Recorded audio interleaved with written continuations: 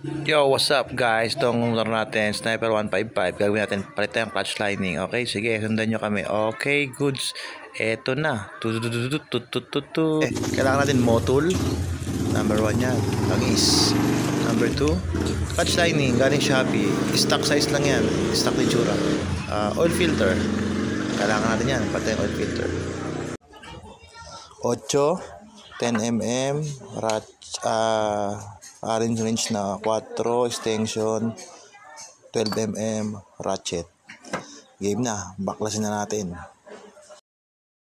Yung pala mga paps, ayan na, babaklasin na natin. Ayan yung 8 kanina, ginamit ko. Paborito ko yung tools na yung 8 na yan kasi hindi siya anti-bengkong siya sa mga tornilyo. Kahit medyo kalawangin na siya, goods pa rin siya, ipang baklas. Ayan, ang pagpaklas pala niyang crankcase guys, paikot.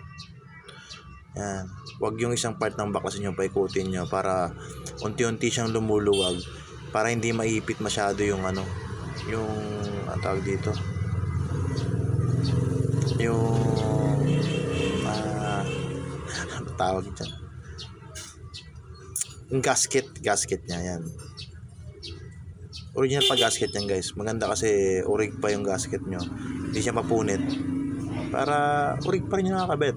Mas maganda kasi no leak yan Ganyan lang tandaanin nyo lang. Pagkakain na ng kamay nyo, baklas nyo ng kamay. Tapos ihileran nyo pala pag baklas. Kaya ng ginagawa ko, nilalagay ko sa mid. Kung sa ko siya binaklas, tiyatapat ko ron, paikot, pahilera. Ginawa ko niyan paps, dalawang linya, isa pang ibabaw, sa ilalim. Yung sa ibabaw, lahat ng tornilyo na sa ibabaw yun. Yung sa baba naman, hinilera ko rin lahat ng tornilyo na sa ibaba, kaya hindi ka magkakamali. Pag binalik mo siya, dadamputin mo na siya, dadamputin. Ayan, kagaya ng ginagawa ko yan, pinipila-pila ko yung mga tornilyo niyan. Ayan, kagaya yung dalawa na yan, kasunod yan dito yung isa. Hindi ko inaano yan guys, hindi ko iniba-iba, isang linya lang din. Ayan, lahat sa ibabaw, nasa ibabaw, para mamaya pagbalik ko, lahat na sa ibabaw ng tornilyo, puro sa ibabaw ko yung sunod-sunod lang yung pasok ko dyan. Yan, sa ilalim din gano'n. Yan, diba? Ayan yung mga idea na medyo makakatulong sa atin pa nag-DIY tayo.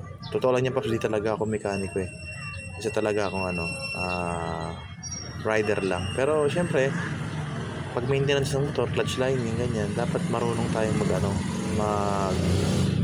baklas, marunong tayong mag-DIY, pero dapat proper, meron tayong knowledge para tayo magkamali. Yan, bubunutin ko na yung crank. Ay, tulin langis, baklasin natin. Yan, dahan-dahan, mabilis naman baklasin yan guys. Kung saan naman ba mabaklas yan, hindi naman siya ganun kahirap baklasin.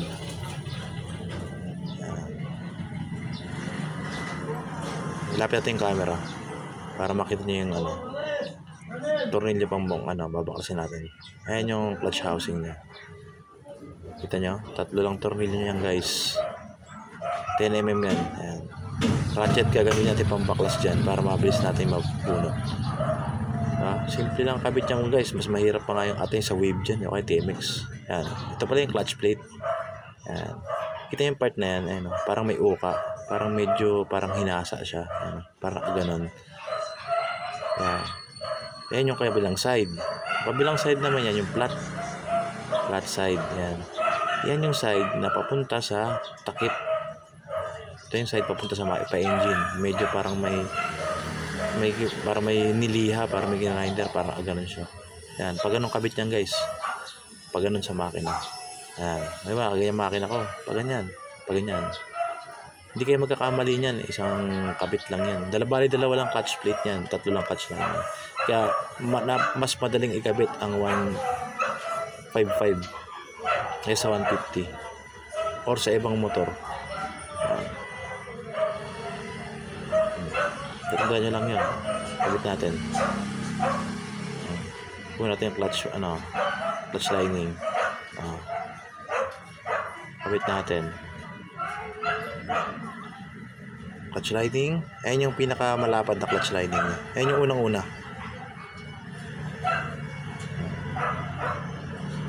Ito yung ganyan. Wala lang baliktaran yung clutch lining. Kahit baliktaran yan, pwede yan. Sunod naman, itong clutch plate, yung kaninang sinabi ko sa inyo. Lagyan mo ng langis. Para mamaya, basa na siya ng langis pag pinandar mo. Mas maganda na kapit niya. Sleeper clutch naman yan. Pero lahat naman ng lining, ganun. Kahit sa 150, 135, basahin mo muna langis bago may kabit. Sunod nyo ulit, lining. Medyo manipis yung sukat. Yan. May pa ganyan.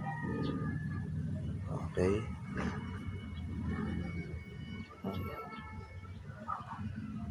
Kabit mo ulit. Meron lang dito. Pakasimple. Sunod yan yung clutch plate ulit.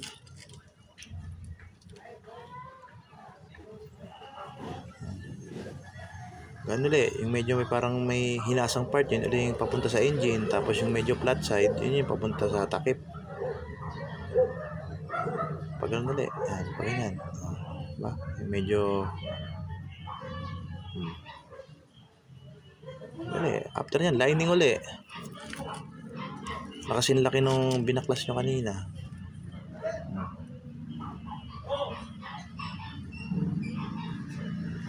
Ganun lang guys. Diba? Pakasimple. Di ko alam kasi kung magkano paggawa ng clutch lining. Pakabit eh.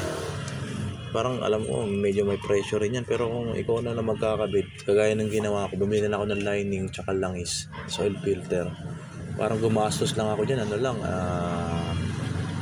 na lang, clutch lining, parang 900, tapos yung langis, 350, tapos oil filter, 60, parang hindi ako maabot ng 1.5, kung papagawa mo sa shop yun, baka abot ng ng mga 2 plus, diba?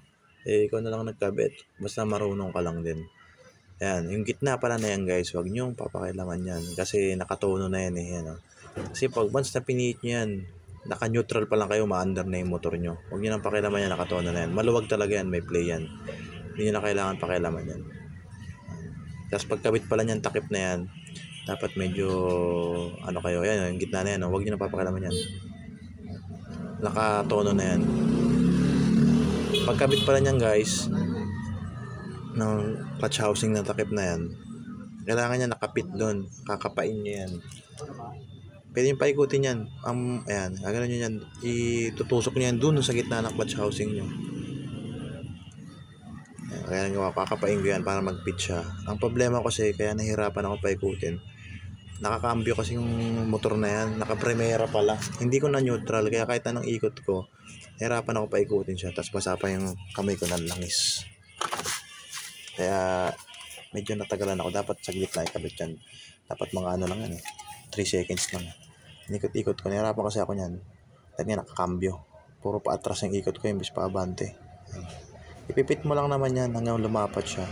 Pag lumapat na yung lining yan, yun na yun. Ayan o. Ikutin mo lang ganyan o.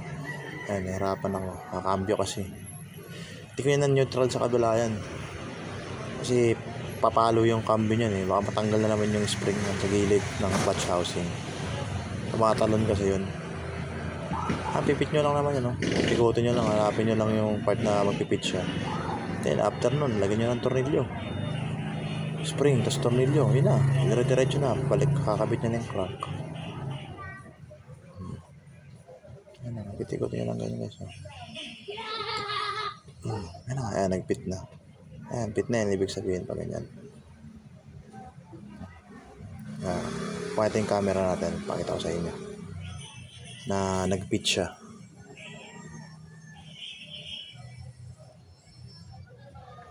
Hirap walang cameraman eh. Ano?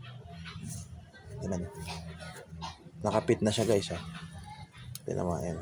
Nakapit na siya. Nakadikit na yung takip ng clutch housing. Doon sa clutch lining natin. Ayan.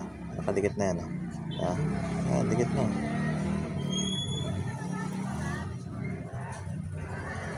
Ibig sabihin niyan guys, goods na yan. Gagawin nyo na lang kasunod is lalagyan nyo na spring, tapos tutornilyuhan nyo. Yung 3 tornilyong 10mm. Yan o. Goods na yan. Yan ang gagawin nyo. Basta mag-pitch na ganyan guys, ibig sabihin goods na yan. Tutornilyo niya na yan. Spring, tapos 3 tornilyo. Ito pala guys, ito. May tuturo pa ako sa inyo. Ayan. Pakita niyo yung goma na yan. Yung goma na yan, pag punit yan, kailangan palitan nyo. Kasi yan yung goma na dahilan para umakyat yung langis nyo dun sa head. Pag punit yan, di aakyat yung langis sa head. Hindi niya maipapump yan. Papunta sa ano nyo, sa rocker arm tsaka cams. Magbabakal to bakal yun. Iiingay ang makina nyo. Kaya dapat yung goma na yung goods yan. Supply na oil pump yan eh. Yan. Tsaka dahan-dahanin nyo, dapat di kayo magkamali sa pagkapit para di rin mapunit. Yan. Supply yan dyan. Ayan. Passage yan ng langis. Papunta roon. Paakyat. Galing sa filter. Pagsala ng filter, diretso yan dun sa head nyo. Kaya dapat goods yan. Dapat di punit yan guys. Yun lang. Yun ang katandaan nyo dyan sa crank. Yan guys. Ito na. Testing na natin. Ayan na. Paanda rin na natin siya guys. Hindi ko na na-videohan yung mga paano pagkabit ng mga tambutso. Yan. Primera, segunda, tercera, kwarta, quinta, sixta. Yan. Goods na yan guys. Oh. Pwede na pang long ride yan. Diba? Napakasimple lang, napakadali. Sundan nyo lang step by step. Magagawa nyo rin yan. Okay na. Okay na. Pwede na pang long ride. Ayos. Diba? Guys. Goods na goods yan. Nagatin langis. Yung nilirang langis ko, ilalagay ko roon sa aking kadena. Kasi maingay yung kadena ko.